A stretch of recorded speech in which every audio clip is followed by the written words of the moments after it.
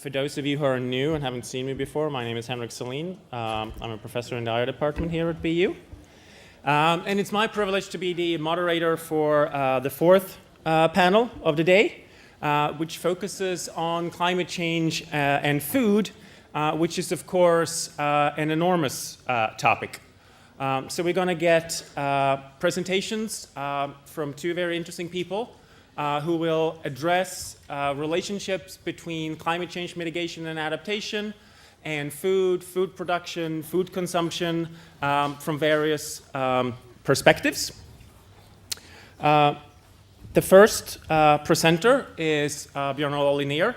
He is the Director of Center for Climate Science and Policy Research at Linkoping University, as well as a professor in the Department of Water and Environmental Studies at the same university.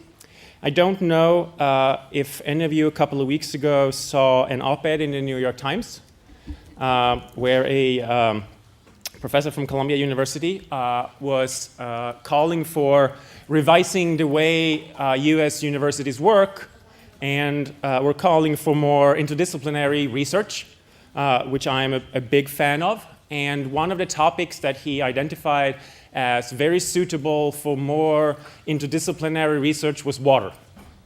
Well, I'm happy to announce that Sweden figured that out 30 years ago. So both Bjorn-Ola and I actually have our PhD in water and environmental studies. So there we go.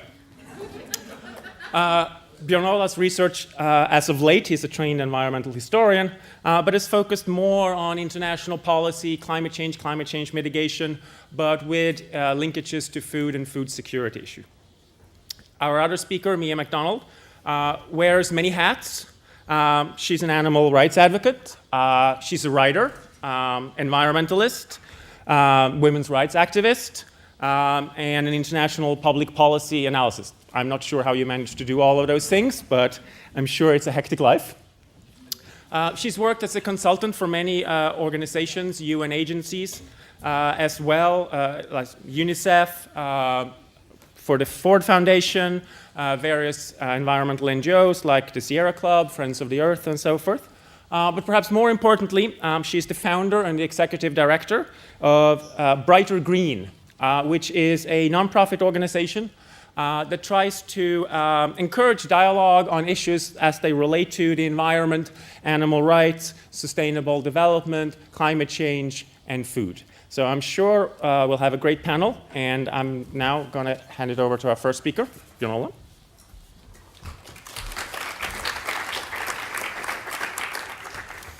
Hello, everybody. It's a privilege to be here, and I think it's a very interesting conference. And so I would congratulate Boston University of having the foresight of organizing such a thing, and also thank the organizer, in particular Elizabeth, for all the help and support that I received coming here and being here. Yes. That's to them. Yes. I am going to talk about what I call the food security's double exposure, where we see the effects of climate change on food security, but also the effects of climate-driven policies. It has been touched upon by previous speakers. I think I shall try to take some of those threads into this context. But before we start with that, the title of the conference is The Future of Food, Transatlantic Perspectives. So I would like to start with the transatlantic perspectives for a short while before I go into the future of food. These are just some satellite pictures from Landsat. Here you have Germany, France, Montana, the Netherlands, pretty square there as well.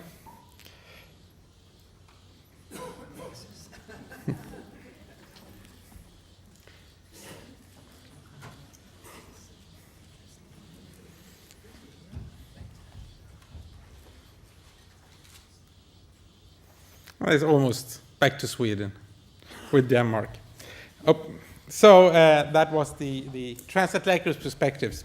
On the European Day, you might say that, if you excuse, be a European farmer or be square. But now to the future of food. We have talked a lot about the challenges of agriculture for the future. and several of the challenges that I would raise here has been raised, but I would still like to summarize these discussions. There are three major challenges to agriculture. We talked about the world demand for cereals. Previously here is some estimates from the Global Food Outlook, where IFPRI has had an outlook towards 2020 in the expected demand for cereals in developed and developing countries and in the world. You see pretty stiff rise there towards 2020. The expected world demand for meat with current practices and the current plans is perhaps even more challenging. Then we must not forget, which I think we need to talk a little bit more about in this context, the world energy demand, where you have different estimates. But in the IPCC report, it was summarized that the research and policy reports on expected world energy demand was summarized to be around 57% by 2030, and the International Energy Agency have similar figures. That is based on the Millennium Development Goals and the development aspirations of the countries of the world, especially the developing countries. So if we are going to meet many of the development goals, which most of us think are fair and just, it will, with current practices and with current technology and the technology that is about to be commercialized or out on the market, infer an increase of 57% in the world energy demand, which is an enormous challenge, of course. If we're also going to meet the targets the expected targets of the next climate change agreement that will be negotiated in Copenhagen, or hopefully agree there as well, or at least in the near future. Here is the projected surface temperatures by 2090 to 2099, with the so-called A1B scenario, that is basically business as usual. We heard already that agriculture contributes by 14% to the emissions of greenhouse gases, particularly for methane and nitrous oxide. Is that the name? Oxine? And that is not counting then the fossil fuel used for tractors and other other engines in the mechanized agriculture, and it's not also counting in the forestry practices, where a lot of the forestry, especially cutting down of the forest, is done for agricultural purposes. Not only, but that is included as well. So what is then? I think this figure is very important, even more important than the other one, trying to show what is needed, what might be expected in the futures, in the scenarios. This is even more important, perhaps the most important contribution of the Intergovernmental Panel on Climate Change fourth assessment report, and that is the stabilization scenarios. That it's a compilation of different scenarios, trying to establish what needs to be done if we are going to stabilize the concentration of greenhouse gases in the atmosphere. That is the goal of the UNFCCC, the Climate Convention, to stabilize the concentration of greenhouse gases in the atmosphere at a non-dangerous level. And of course, the question is, what is a non-dangerous level? Well, the EU has set a 2-degree target, not more than 2 degrees rise in temperature compared to pre-industrial levels. That would mean that we will end up in the green part of the stabilization scenarios, the lowest stabilization scenario that the IPCC discusses. And then we would need to peak the emissions by 2015, and by 2050 we need to cut them back by something like 50 to 85% globally, and that is both in developing and developed countries, which means that the industrial countries needs to do a lot more, about 90%. Now, these are three, then, enormous challenges. So when we discuss the solutions, I think it is important to keep in mind that we have to meet all these three challenges, or at least have a discussion which one we will prioritize and which we will take, not be so strict on. But But assuming that we will try to meet all these needs, we can have some discussion later on what we will do. And I know that Mia will continue to point at some of the options out there. When FAO first started discussing climate change, in its first reports in the late 90s, it pointed very much to the positive effects of climate change, that CO2 was positive as a fertilizer, and that we will have longer growing seasons and so on. That is still a discussion out there, but now it's much more nuanced, and the side effects of it much more emphasized, and the positive effects much more toned down. But there are positive effects for some regions. This is Europe. This is compilation from Hadley and also the Swedish Meteorological and Hydrological Institute about the grain maize in Europe from present to 2080, and you see the growing seasons expanding north, whether it's the sort of so-called more business as usual or the more sustainable development scenario. The growing seasons for maize is expected to go northwards. And Sweden is, for instance, regarded as in quotation marks, very big quotation marks, a winner when it comes to the agricultural industry because of climate change. But then, of course, this has changed, and then there has been a lot of emphasis on the threat to agriculture of climate change. And this is just to illustrate some of the more dramatic illustrations of that. This is the so-called doomsday vault that is built to preserve the seeds of the world in a doomsday vault. I think it's in Svalbard or somewhere around there, to preserve the genetic species and so on, in case there will be some sort of catastrophe or a great strain from. And it was motivated by, among others, climate change.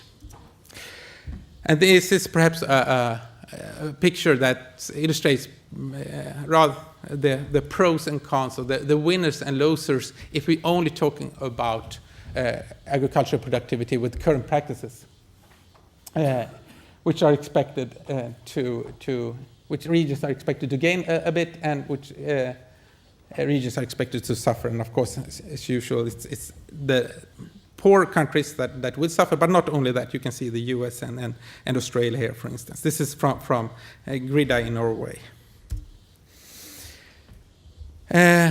This discussion about winners and losers on climate change has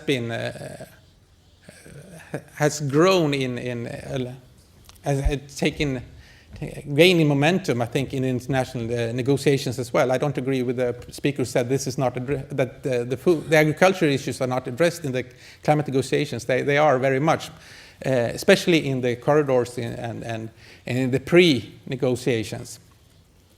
And this is, of course, due to a lot of that discussion that has arisen with the growing food prices, and also the food crisis that we've seen in the last couple of years, and also discussions on the role of biofuels in being a mitigation option. So these are countries with food crisis requiring external assistance in April 2008. And this discussion was very important, I think, for the discussions in the climate negotiations. And we also had the World Food Process. This is a compilation of reportings from by, I think, May 2008 from Reuters and AP, where they reported on food crisis around the world.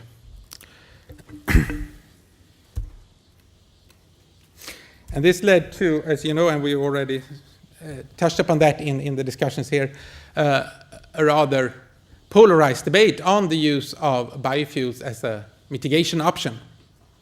It's a crime against humanity to convert agricultural productive soil into soil-producing foodstuffs which will be burned into biofuel. That's the statement of Jean Ziegler, the UN Special Rapporteur for the Right of Food, which I think would agree with the report previously presented here very much. But of course, that's not the only view. There are those who think that biofuels is not only an option for mitigation, but also a chance for poor countries to raise their income from exports. And of course, the prime example is Brazil, where the Brazilian president, Da Silva, opposed Sean Ziegler and said the real crime against humanity is to discredit biofuels a priori and condemn food-starved and energy-starved countries to dependence and insecurity. For Brazil, under its current administration, biofuels is not only a chance for the whole world to mitigate climate change, but also a means to get more revenues from their agricultural production. And I think this is very important to keep in mind. And this is absolutely the case for Brazil. It has some negative consequences, which we will come back to later. But then, I guess for a Brazilian president, you have to weigh the pros and cons of biofuels very much. The problem, I think, is that the Brazilian case of biofuels is used as a role model for all biofuel production in developing countries. And of course, the Brazilian agriculture sector is very different from, for instance, the sub-Saharan agriculture. So it can't be taken as a role model, which is very often used. Yes. Well, we talked about the growth of ethanol and biodiesel. This is from the Earth Policy Institute and World Watch Institute. And this, the rise of biofuel and the biofuel production is very clearly linked to the development of oil prices. If the oil prices are high, as you can see here, it corresponds pretty well to the changes in biofuel production. Now, this is not only important just as a conclusion here, but it's also very interesting when we talk about the policy options for the future, because one of almost all that deal with climate policy agree at least on one thing, that a high price on carbon is the most effective policy instrument that we have. So I think we can expect a rather high price on carbon in the future, regardless of the discussions on peak oil or whatever. I think that we can expect that. And then we will also see that there will be an economic incentive to use agricultural land for biofuel production.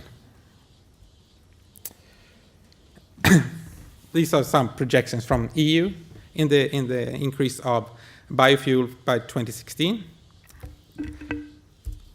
And this is from the US, even higher, even steeper in the last coming of years. This we can discuss I will shortly come to the environmental consequences of this, but of course it will have economic consequences which might benefit and might hurt some economies. This is based on current practices today. What does a higher price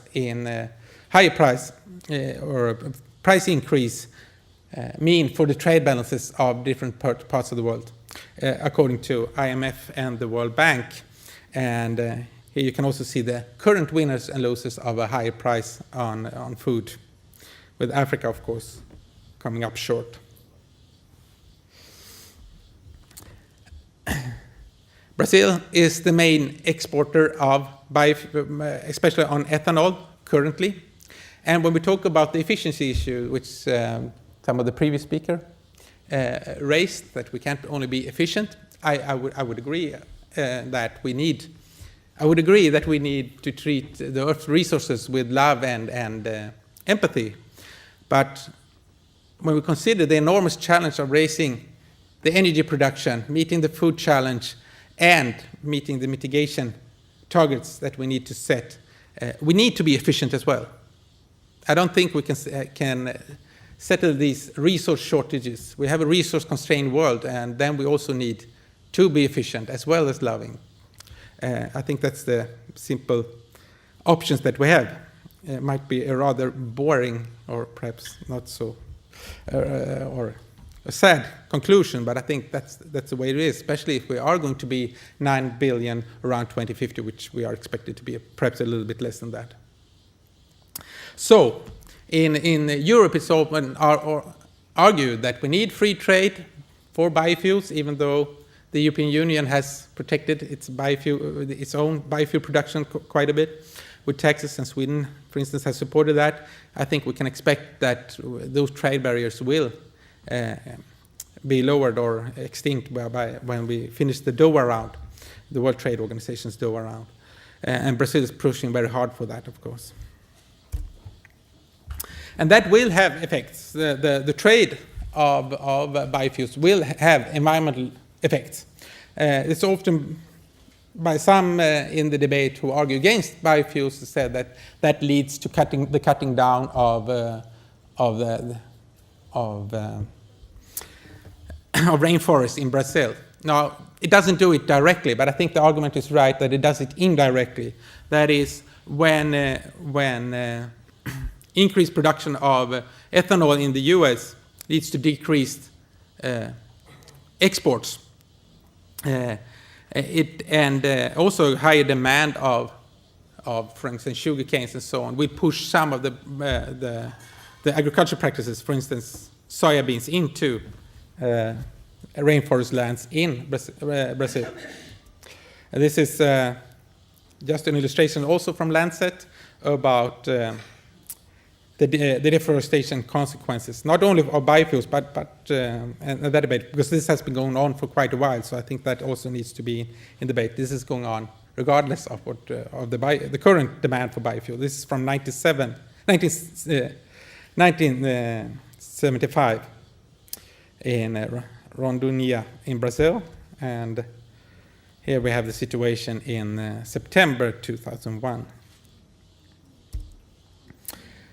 Other aspects of this is of course, coming from Water and Environmental Studies Department, as Henrik pointed out, is the real challenge, which I think we should have, perhaps I should have talked more about here in this presentation, is of course the consequences. Can we meet all these challenges of energy demand, food production, and so on, with what are the constraints? Well, the two major constraints I see, well, there are several, but two major constraints is the water shortage. And here is a map of the current unsustainable water withdrawals for irrigation based on the Millennium Ecosystem Assessment. We have another resource that is not so often talked about, which is extremely important, especially when we talk about local agricultural productions and so on. And that is the phosphorus and the fear of a coming phosphorus peak or constraint in phosphorus. These are the historical global sources of phosphorus fertilizers from 1800 to current. And you see the rays of, the purple here, the rays of phosphorus coming from phosphorus rock. That is a non-renewable phosphorus resource then. Based on current modeling done at our university, among others, and the resource for the Sustainable Futures in Sydney, Australia, we can expect a peak in the phosphorus use with the current sources of phosphorus rock that we know in somewhere in the next coming decades. We have the world phosphorus rock reserves is China, with 27%. Morocco, a huge part in the occupied parts of Western Sahara. The US was previously the largest producer, consumer and importer. Now it has, the reserves in the US is estimated to be around 25 years left of the reserves, of the resources we now know with current practices.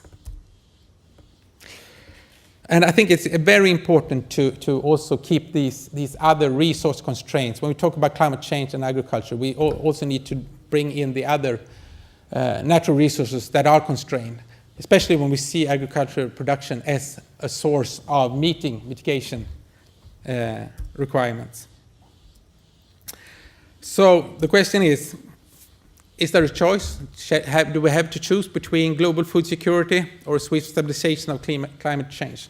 Well, there are a lot of analysts who argue that we have to make choices here. Maybe not either one or the other, but that we can't meet both goals fully in a way. And we know that certain mitigation policies can increase the vulnerability of food security. That is obvious from the biofuel discussion. We also know that climate change will impede on the Millennium Development Goals in a 50-year perspective. Not now, but in the 50-year perspective, the IPCC concluded. I was part of the negotiations of the synthesis report of the IPCC's fourth assessment report, and I was discussing this with the negotiators from Saudi Arabia and so on. But and there were a lot of differences, but this, I think, everybody could rather swiftly agree on, that climate change might impede on the Millennium Development Goals. So the question is there either or can we meet both challenges at the same time? Yeah, I think we can, but it's an enormous challenge. And I hope Mia can give us some more clues on how to do this. I will just point at some of them. If we look, for instance, at the situation of the phosphorus as a fertilizer, if we go on business as usual, well, the equation doesn't hold. We can't find the really vital source of fertilizer, phosphorus, with phosphorus rock in the future with current practices. We need to close the resource chain here and the food chains. So here is some scenarios on how to do it. If we only look at phosphorus, changing diets, closing the local food chains, for instance, recycling manure and human waste. If we combine this with discussions going on at the current policy discussions on how to solve the equations, it can be rather interesting to look on what does Rachanda Pachauri here in the picture, the chairman of IPCC, point out as key policies. Now, IPCC shouldn't be policy recommending, but Rachanda Pachauri does that anyway. So he points at 4 key policies that he thinks are vital to curb climate change. As I said, an effective carbon price signal, incentives for development of new technologies, appropriate energy infrastructure investment decisions, and this was rather surprising, coming from discussions with the IPCC and the discussions in climate on climate policy. The 4th one, this was something new that happened in year 2007 that we're beginning to discuss as an option. Might not come as a surprise for you here, but for many, in the policy debate, it was rather new. Changes in lifestyle and behavior was pointed out in the IPCC report as an option. Now we have medium evidence on that.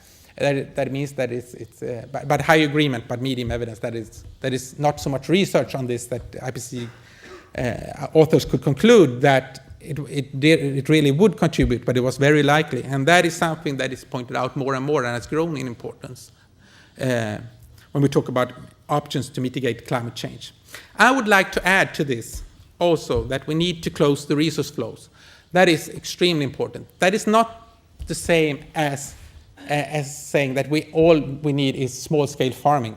I'm not too sure that is true. And some of the one of the panelists, sorry, I can't remember which one, pointed that it's the medium-sized farmers that several research reports point at as being very important. Not the large-scale ones, but the medium size. Of course, there is a role also for smaller-scale agriculture. But we need to close the resource flows. It doesn't mean that everything should be produced locally, because that might, for environmental reasons, be very good. But for when it comes to sustainable development and the need for many of the poor countries to raise their level of income, because we know that food security, for instance, is very much a matter of purchasing power, as Amartya Sen, among others, has clearly shown. We need to raise the level of income in developing countries as well. So we need to close the resource flows, but still leave room for some exports and imports of agricultural produce, in my mind. There was one of my colleagues at Oxford University, many of you might know him, Benito Muller, wrote a quite controversial, but I think rather interesting article a year ago saying, then the title was, Why We Should Buy, I think something like Kenyan Roses for Christmas. Now he's been arguing for strict mitigation options for quite a while, but he still said that we need to have that export that some might consider wasteful from a mitigation point of view, but we need to look at the sustainable development aspects of the climate agreements as well. So, I can skip this one. But this is illustration.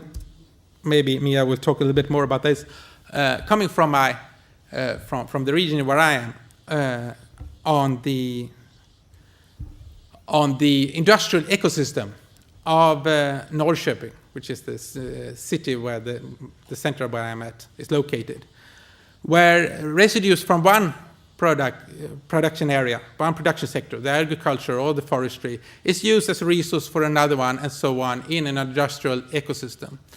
And I think we need not only to, when we talk about the future of agriculture, not only talk about the agriculture business and the agriculture closing the resource flows within the agriculture sectors, but we need to combine it with other industrial practices involving other industries in closing these resource flows. And it is possible, which I think has been shown quite well in my own home territory. Yeah, we can discuss that a little bit more later on. Thank you. This is my place on Earth and I think it illustrates pretty well that we have to have the planetary perspective, but also going down to the local one, because here it's Norrköping in the middle there. So thank you.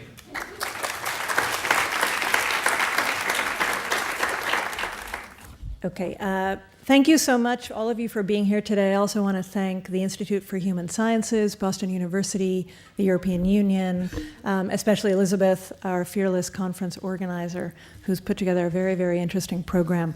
And thank you, Bjorn-Ola, for a very interesting presentation. So what I want to do today is fairly quickly take you through some of the linkages between global warming and food. What does the science tell us? Where are policies going? What is individual behavior doing? And to see the relevance of food to climate change and climate change to food. Then look very briefly at some of the effects of the globalization of the industrial system of agriculture. And then try to bring it back home to here to say, okay, we've learned a lot about food during the course of today and yesterday.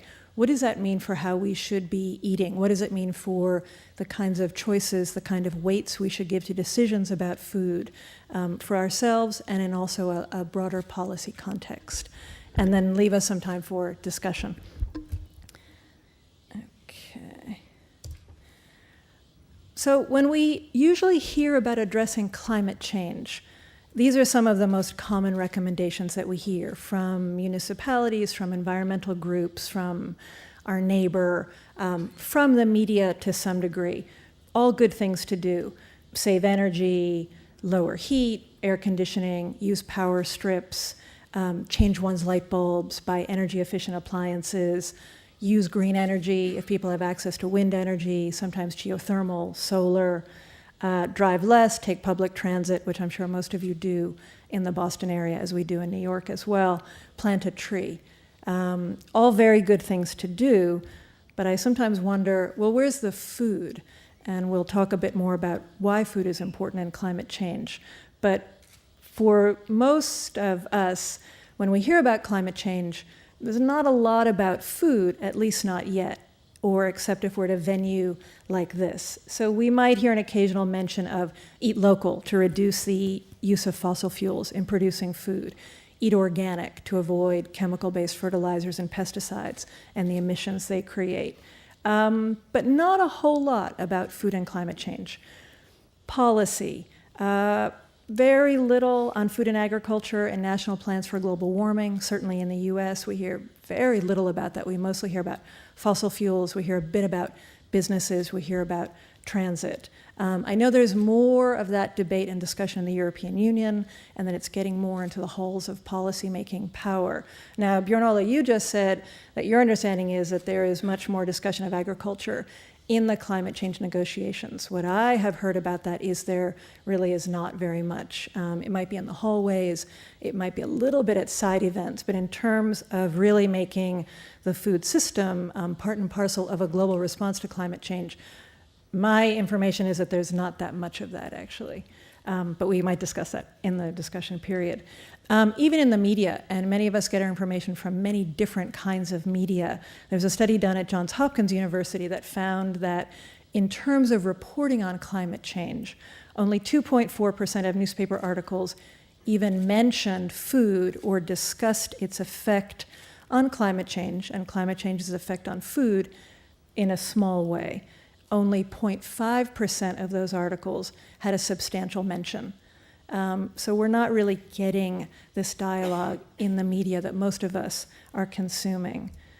So one could say, well, does it really matter? You know, if food is not high on the agenda in the larger climate change discussion, does it really make a difference at a policy level, at an individual level, and at a level of culture, which I know is one of the objectives of this conference, to really look at food and culture, and we've been doing that throughout the day.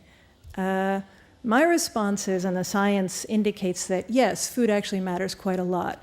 And here is one point from a recent United Nations work, United Nations Food and Agriculture Organization, as well as the climate change research, that it's estimated that 1/3 of all human-caused greenhouse gases are the result of agriculture and changes in land use related to production of crops and farmed animals.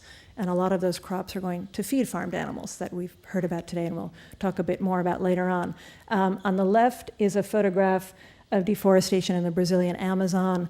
On the right is what is probably recognizable to many of you, especially if you were here last night for the showing of king corn, a mountain of corn in the American Midwest. So food and fossil fuels, what are the connections? Many of the speakers have noted that the industrial system of agriculture perfected, and I use that word in inverted commas, in the Western industrialized countries and in Japan, deeply reliant on fossil fuels, chemical fertilizers, fossil fuels to power operations, to process food, to transport food. So when we look at industrial agriculture, there's a very heavy footprint in terms of use of fossil fuels, which obviously has many, many effects on the climate. Just to take the US as an example, the EPA, Environmental Protection Agency, estimates that approximately 18% of the US total energy supply is used by the US food system. So one can see that that's nearly 1/5 of energy, primarily fossil fuels, so contributing significant amounts of greenhouse gases as that fuel is produced and burned. And this is an area that my organization, Brighter Green, is actually working quite specifically on, is looking at the impact of the growth in meat and dairy consumption and production around the world, and what does that look like on a range of levels, public health, food security, environment, climate change, and ethics. And there was a United Nations report that came out in 2006, and some of you may well have seen this data in other contexts, that livestock operations are actually a very significant contributor to the global greenhouse gas toll. So emit 18% of human-caused greenhouse gases. I have some colleagues who are doing some research that suggests the number could be even higher than that, but this is the UN figure, which is nearly 1/5 of the total of greenhouse gases produced by human actions on the planet. And just 2 points of comparison here. So that means the livestock industry is responsible for more greenhouse gas emissions in the entire transportation system of the world. So every individual car, every truck, every airplane, every private airplane, every transit system, all of that put together is responsible for about 14% of global greenhouse gas emissions. And then Bjorn-Ola mentioned some of the deforestation issues. Greenhouse gas is attributed to the loss of forest clearing, forest degradation, and the carbon that is released from that is about 20%. So we see that actually the livestock industry is quite a big player in terms of climate change. And then just to break the data down a little bit more, we often hear about carbon, CO2, reducing CO2, which obviously is very important in terms of climate change. But if we look at two other gases, methane and nitrous oxide, which are actually much, much more potent in terms of their global warming potential than carbon dioxide is. And this is where the livestock industry breaks down. So in terms of global emissions of carbon dioxide, 9% of that can be attributed to livestock operations, mostly from clearing of land, rangeland, expansion of feed crops to feed the animals, and production of chemical-based fertilizers to put on those crops to then feed to the animals. But if you look at methane from digestive processes, which is sort of a nice way of saying belching cows, largely ruminants and other digestive processes, 37% of global methane emissions are attributed to that. And if you see, as I've put in bold, methane is 23 times as potent a global warming gas as carbon dioxide. And then to look at nitrous oxide, so 65% of global nitrous oxide emissions are attributable to the livestock sector, mostly from manure, and it seems to be a natural process where nitrous oxide off gases, if that's the scientific term, which we might talk about, from manure. And if you look at nitrous oxide, 296 times the global warming potential of carbon dioxide. So I think it's interesting to dig a bit deeper into the science and look at these different contributing factors in terms of greenhouse gas emissions. If we look at some of the numbers, currently about 10 billion farmed animals are raised and slaughtered in the US every year. That does not include fish, primarily poultry. I mean, you see an overwhelming majority, at least 9 billion chickens are raised for meat in the US every year. The global figure is about 56 billion, again, largely poultry, not exclusively, but largely poultry. And some of the trends on data suggest that by the middle of this century, which keeps getting nearer every year that goes by, it could well be 100 billion farmed animals that would be produced and consumed each year. So quite an astonishing uptick in that number. The average American, maybe some of you in this room, maybe some of you not in this room, consumes about 200 pounds of meat every year. That number has been fairly stable, but certainly has risen quite a lot from the middle of this past century. The rest of the world is consuming about 70 pounds of meat a year per person, but that number is rising. And then just one snapshot in terms of looking at, so what does this actually look like in terms of global warming? So each adult cow will emit between 176 to 242 pounds of methane a year. Interestingly enough, dairy cows actually emit more than beef cows, and we hear a lot about the impact of beef and beef ranching on the environment. But dairy cows, the production level is so high. Dairy cows are fed much more to increase the production, and therefore they emit more methane specifically. So if we look at these numbers, and I did a quick calculation, there are about 1.5 billion cows alive today on the planet, and we take the 176 to 242 pounds, we get, in excess at the higher level of 300 billion pounds of methane a year simply from cattle.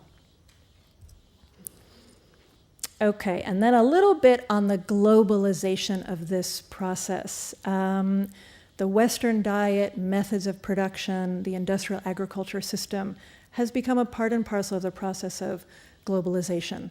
And at the center of that is a system called factory farming that I think many of you are probably familiar with. But just to briefly describe that, factory farms are indoor facilities that can house thousands, sometimes tens of thousands of animals in very confined spaces, generally no access to the outdoors, and those animals are fattened on primarily grain or processed industrial feed. So it is very different from the backyard farmer. I mean, almost the exact opposite of that. Why is this process happening? Well, a couple things. We've heard about big food a couple times earlier today. So agricultural interests are looking for new markets. To some extent, the US and Europe is saturated by fast food. saturated by meat and dairy. So they're looking for new places. Global trade rules contribute to this, and also meeting in parts of the global south a rising affluence, very rapid urbanization. And those forces have been shown by sociologists for many years to lead to higher demand for animal products. For most of the world, animal products are a real luxury item. And generally when people get a little bit more money, particularly in an urban area where they have access to greater quantities of meat or dairy or eggs, they like to consume more of it. In terms of what's spreading fastest around the world, pig and poultry operations are the most rapidly being replicated in countries of the global south, a lot in Asia, quite intensively in Latin America, some in Africa, more poultry, a little bit of beef. And sometimes the transformation can be extremely rapid. There was quite an interesting article in the New York Times last week about the role of Smithfield, which is a huge US pork producer in Eastern Europe, specifically Poland and Romania. And they basically started operations there about 6 or 7 years ago. And the article detailed how the pork sector has been almost wholly transformed from a site of a lot of backyard producers, many small and medium family farmers, to this very intensive system of indoor sheds, of thousands of hogs being raised, fed industrial feed. And it describes some of the implications of that, including for the environment. And some of that was actually made possible by subsidies from the European Union. And I know that we had a very interesting presentation by Henrik earlier today about that. So in terms of this globalization of intensive animal agriculture, we can see the effects quite clearly. Meat production has tripled over the past 25 years in the global south. As operations shift from a small scale or medium size, which is more of a backyard farming system, often growing vegetables, fruits, as well as producing livestock and the livestock manure, fertilizing the mixed farming system, as these systems intensify, become factory farms, a lot of those small-scale producers are pushed out. They can't compete with the lower prices. They can't compete with the homogenization in terms of the meat. And often their governments are quite keen to have these operations, factory farms, that seem more modern, that seem more efficient, to come back to a word that we've been talking about throughout the day. Many producers of livestock at a small scale in the global south are women. And as factory farms really come to dominate the agricultural economy, the women are pushed out of that. So there is quite a significant gender impact. I mean, that will vary from country to country, but certainly gender impacts in terms of this transformation.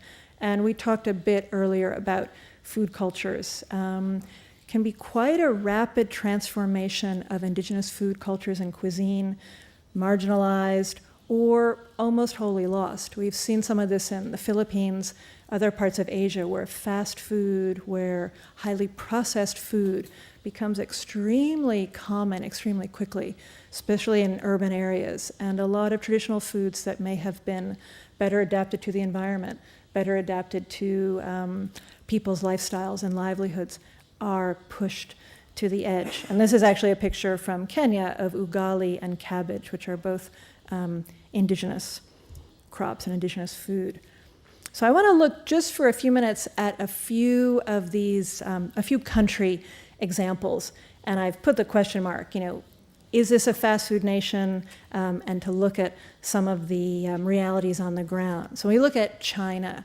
China has rapidly adopted an intensive agricultural system in the past 20 or 30 years. And there are various reasons for that. And Jim Harkness gave a very interesting presentation, part of it focused on China and the state policies that have both protected food security, but also have wanted to move China in a more modern direction and really increase the amount of meat and dairy available. And there are some cultural reasons, some historical reasons, including a devastating national famine that took place just within the last 40 years and has left quite a intense impact on many Chinese in terms of the psyche, in terms of the lack of availability of food.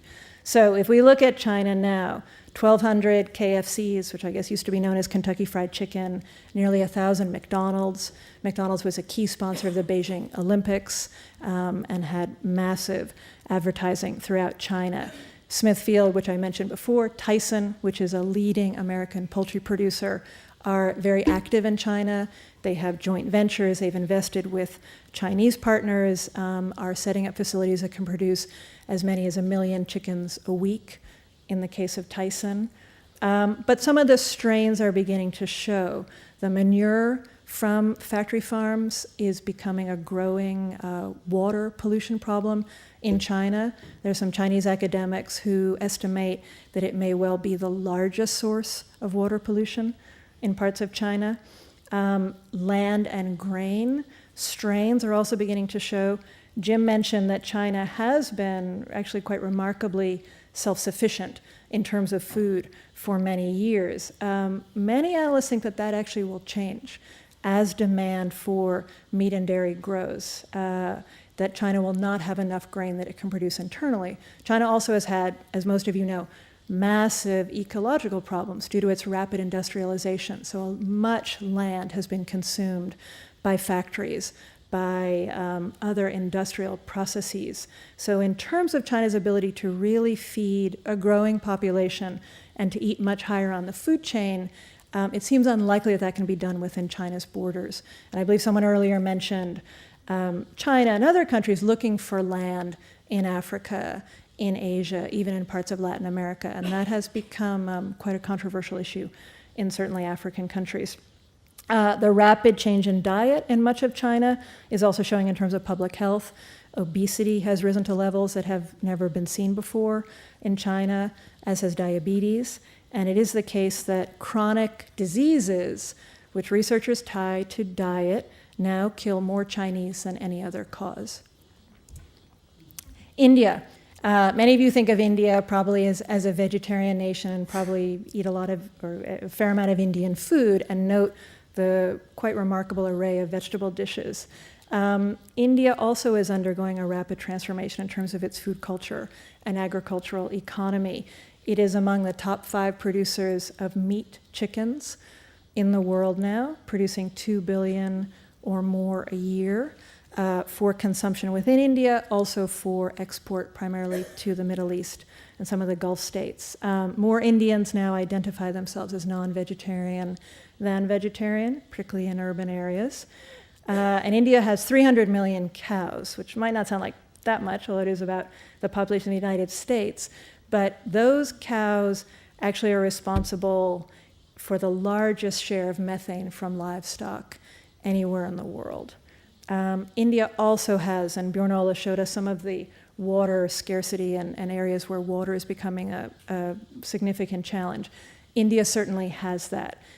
India also has issues of land, and while its poultry sector is quite industrialized, other segments of animal agriculture are not yet.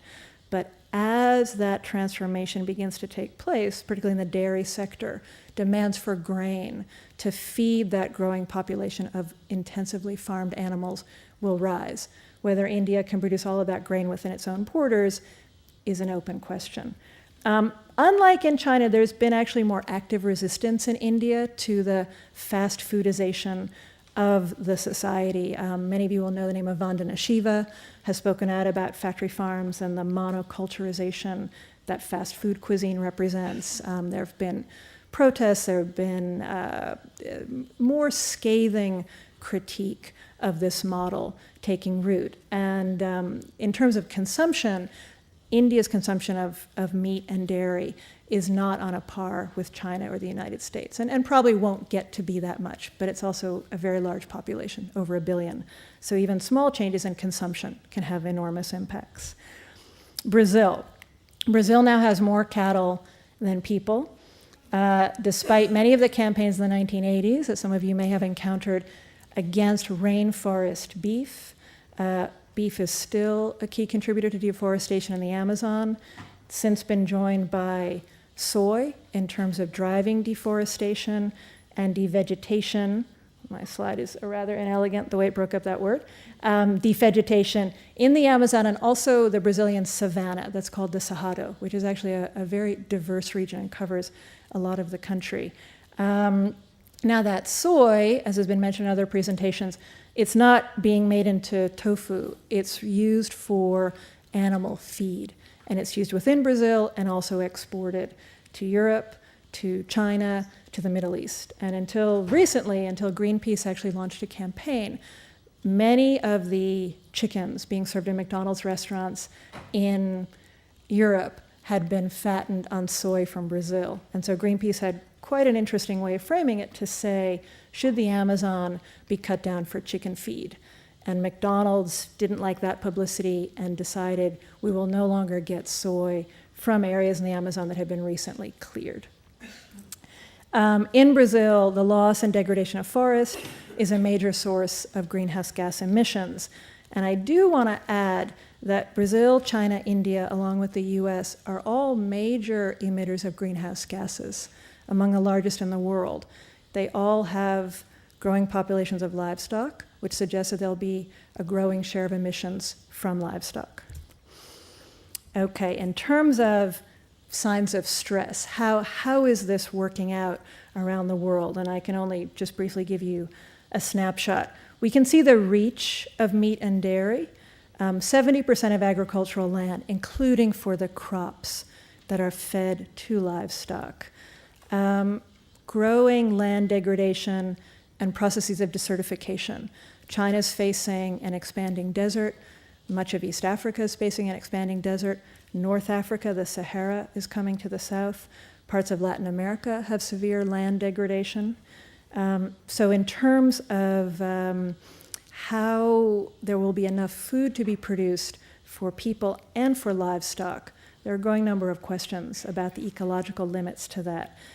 Water intensity, Bjorn-Ola talked about water. Industrial agriculture is extremely water intense, both livestock and crop production. But in terms of livestock, large amounts of water used in cleaning facilities, and much water used to produce the grain on which the animals are fed. And water scarcity is growing. Drought, partly as a result of climate change, erratic rainfall is becoming more common. So again, when we look into the future, how will this shake out? Will there be enough agricultural space to meet the growing demand for meat and dairy, to meet the growing demand for cereals and vegetables and non-livestock products to feed the human population? The UN also estimates that the livestock industry is the biggest global water polluter, in addition to being a huge user of water. And then the issue of food security, which I know several presenters have discussed to some degree throughout the day. I think this is a really crucial issue for those of us in the industrialized world also to wrestle with, because many of our policies are putting food security at risk for those in the global south, and particularly the poorest of the poor.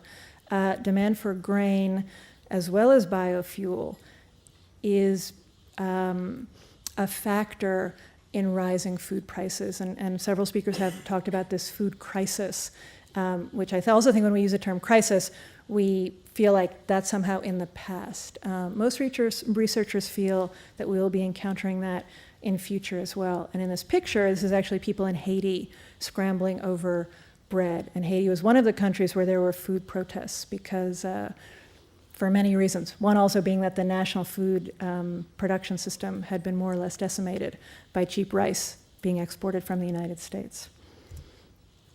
Okay, so I've given you some sense of climate change and global warming, some sense of the globalization of industrial animal agriculture.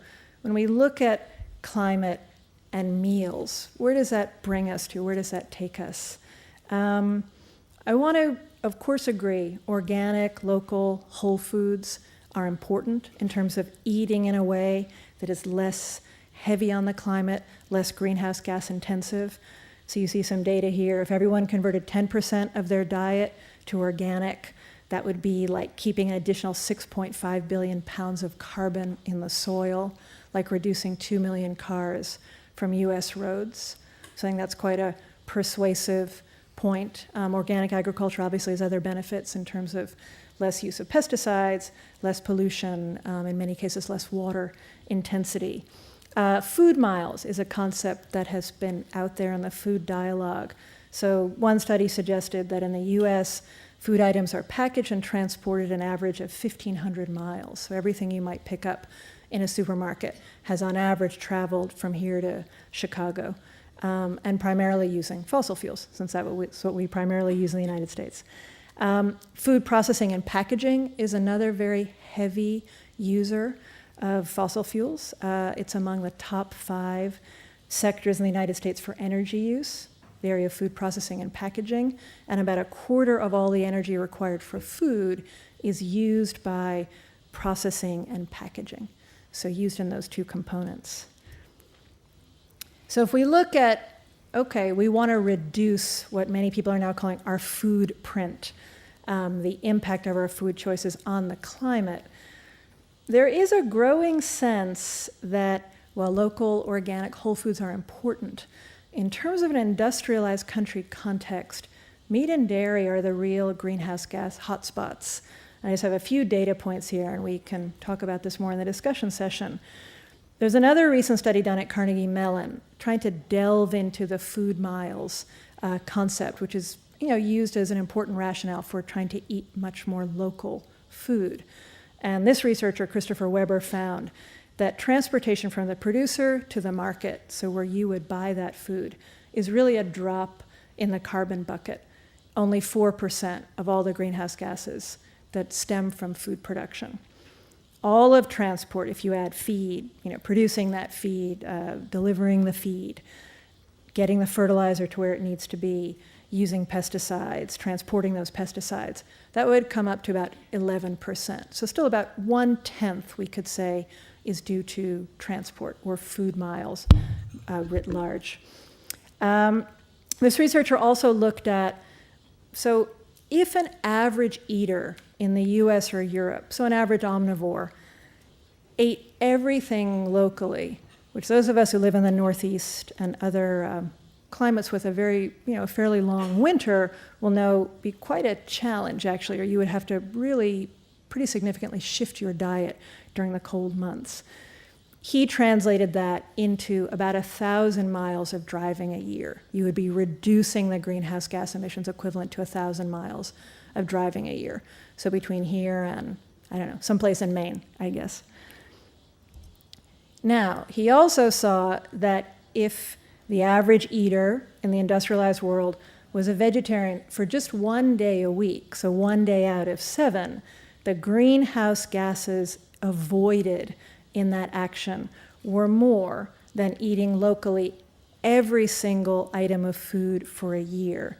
So the previous slide, it was about 1,000 miles, or the equivalent of 1,000 miles, the emissions from that saved. This is nearly 1,200.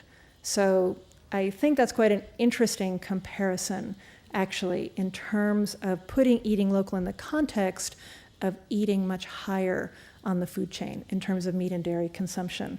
And then this is a separate study that was done at the University of Chicago that found that, again, in an American context, if people ate a vegan diet, so that is no animal products at all, the offset in terms of emissions not produced was 1.5 tons, as opposed to a traditional American diet. So again, in terms of individual action, 1.5 tons fewer greenhouse gas emissions. That feels pretty significant, actually. So then we come down to, and I'm moving towards the end here, so what should we eat? Those of us who have choice about food, and I think the conference has been very good about saying not everyone in the world has a choice about what they can eat. Most of us in this room do. We want to ensure that that choice goes to everyone in society, in industrialized and in non-industrialized societies. So I would say yes, whole foods, less processed, less packaged. You are not only saving greenhouse gas emissions, the fossil fuels used in processing and packaging, it's also really healthy, as we've learned. Eating potatoes as opposed to potato chips, eating millet, eating oats, eating steel-cut oats instead of Fruit Loops in the morning that I actually grew up eating, those kind of sugary cereals. I would say organic, yes, both for the climate impacts, also for the many other benefits of organic production in terms of soil, in terms of soil health, in terms of protecting topsoil. I do want to say that organic has become a rather controversial term in the United States and to some degree in Europe in terms of organic having to be certified. And as some of you have probably encountered, some small producers find the administrative costs of that, the bureaucracy of that, to be somewhat out of their reach, and also that they themselves are producing to a higher standard, to even a greater ecological integrity and sustainability than something that's been certified organic. So I put here, off-label organic. If you go to a farmer's market, ask the farmer, how do you produce the food? Is it organic? How do you treat the soil? So to look for those and not be so hung up on the actual label of organic, because I think that actually leaves out quite a lot of producers of food that we would like to include in a more sustainable, ethical way of eating. I know in Europe there's often bio, different agricultural processes that are very environmentally friendly, but again, might not have the stamp of approval of the European Union or the government. So I would say look for those. Local, yes. Know your farmer, support restoration of regional food sheds, join a community-supported agriculture program if you have those around. I would, though, join in with Bjorn-Ola and others who have said, let's not make local kind of a tyranny.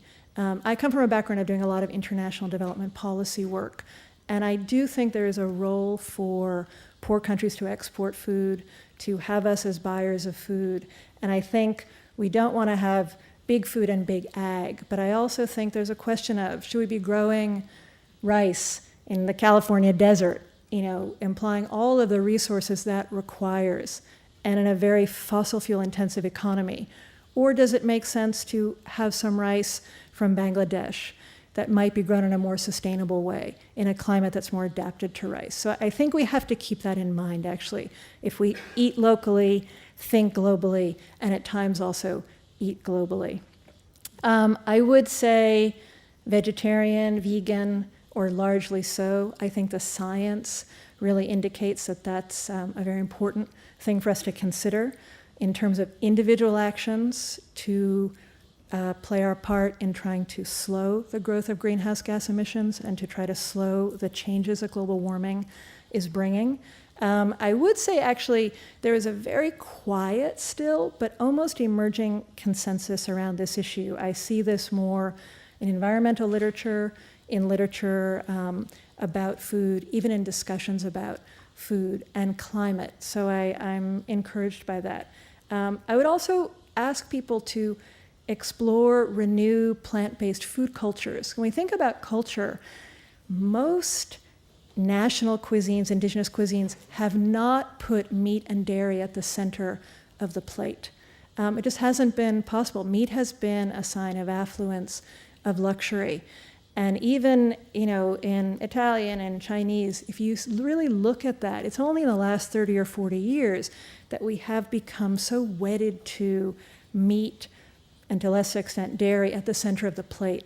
But there are myriad plant-based food cultures out there, and even if you dig back into the heritage of your own culture that you identify with, that you come from, I think you'll really find that. The other thing I'd like to echo, as Satish said so eloquently this morning, is garden, if you can, even a little window pot. Garden, and also cook. I think, unfortunately, people of my generation, our mothers were thrilled to be liberated from the kitchen and, open up a box of Hungry Jack potatoes, add water, and that's what mashed potatoes were. And I do see in people my age and younger almost a mystified look when we talk about cooking. So I would say I think we have to get back to that. I mean, maybe it's living in New York, but many people I know eat takeout food almost every night, which sort of astonishes me on many levels. Okay, so why does it matter? Yeah, I'm wrapping up. Thanks, Henrik. In terms of climate space, I want to leave you with this concept of we're all living on this planet together, and I think those of us with more options, with more ability to adapt, to shift our actions, should be doing all that we can to create more climate space. With meat and dairy production, there's a certain way that water, that land, that grain is used.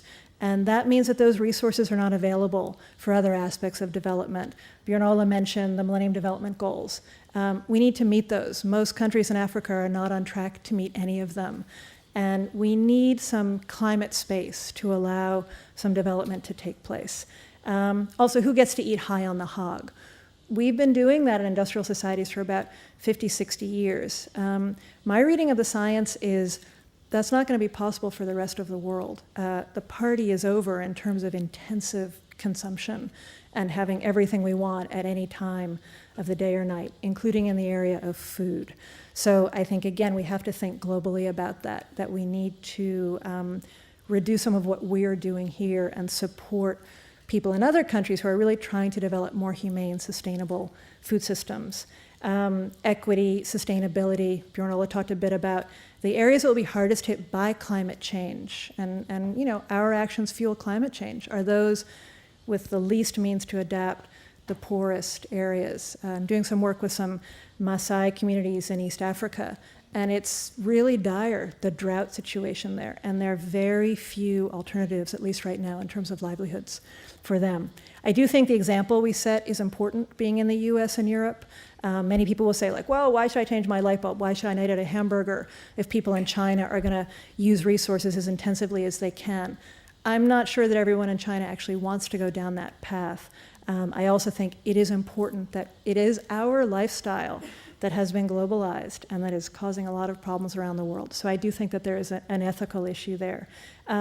Projections aren't destiny, so even if we look at increases in meat consumption, increases in populations of farmed animals, it doesn't mean that has to come to pass. I think that's amenable to policy, to individual action, to awareness.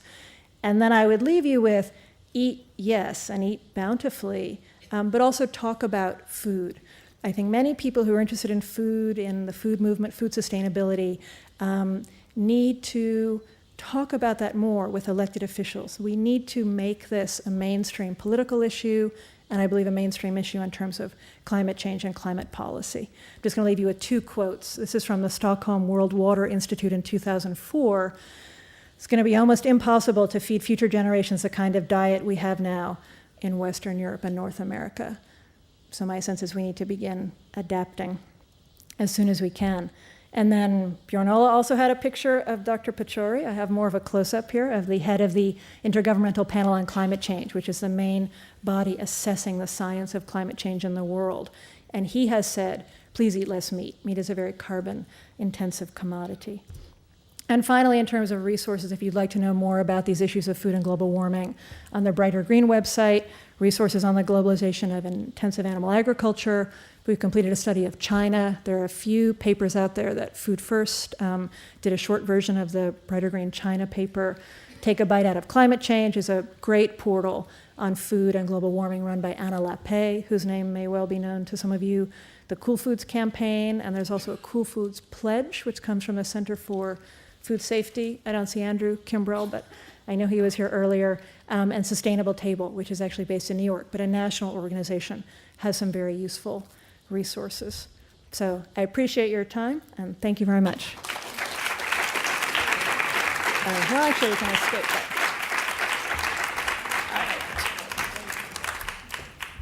All right, thank you very much for two very in-depth presentations. Since we actually have to end at 5:30 sharp, we have about 5 minutes for questions. So let's go ahead. I'm very sorry, because of the lights, I can't actually see anything. So I see there are two people standing there at least, so please go ahead and ask a question. I'd like to raise a question on a subject that hasn't really seemed to have come up much today, and that is the idea that we are living now in a world of economic contraction, a reality which is global and national, and also that we appear to be entering a post-petroleum era. The idea of the peak in global oil production, the end of cheap oil, that type of thing. And I'm wondering, when you think about your future projections in all of these areas, to what extent you take either of those issues into consideration. take a second question too, please. I just wanted to make two brief comments. One of them has to do with the notion of the multifunctionality of agriculture. I think that you mentioned that there hasn't been that much discussion about climate change and agriculture in the U.S.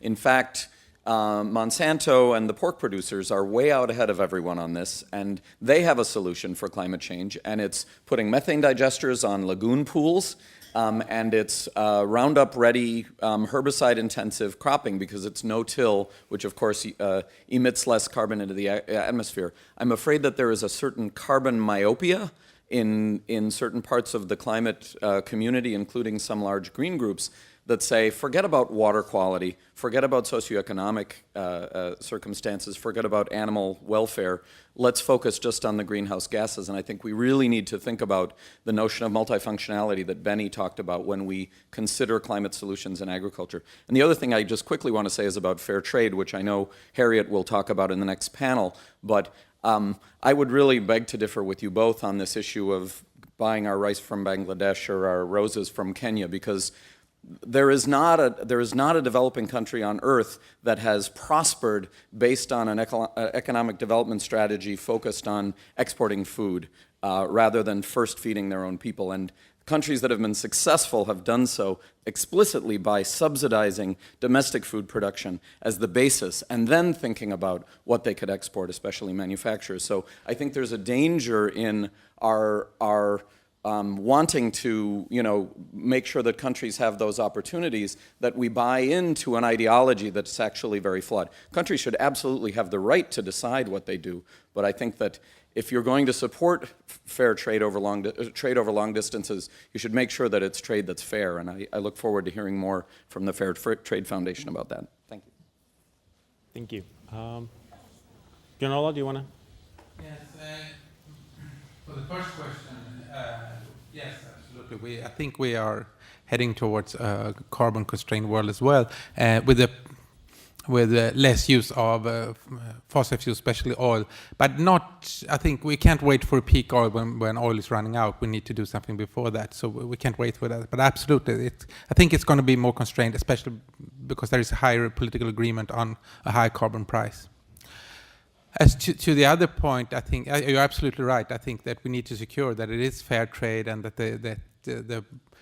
the countries exporting agricultural produce, it doesn't only have to be food, that is done in a sustainable manner and so on. But otherwise, it needs to, of course, be up to the countries to decide what they should export or not. We have countries that have a surplus from their agriculture because of their climate circumstances and so on. And so I think it's very important that they should make the decisions on how to develop their countries. Mia, 1 minute, then sandwich. Okay. The peak oil question, I think to the questioner's point, I don't think a lot of these projections do take that into account at all, actually. And there are people who feel like with peak oil and the decline of oil availability, there will obviously be huge price spikes, which may well kill off the industrial agriculture system. Now, I don't want to give anyone the impression it's going to be that easy, but in terms of Monsanto and Smithfield and everyone else that is very, very heavily dependent on fossil fuels, it just might not be possible.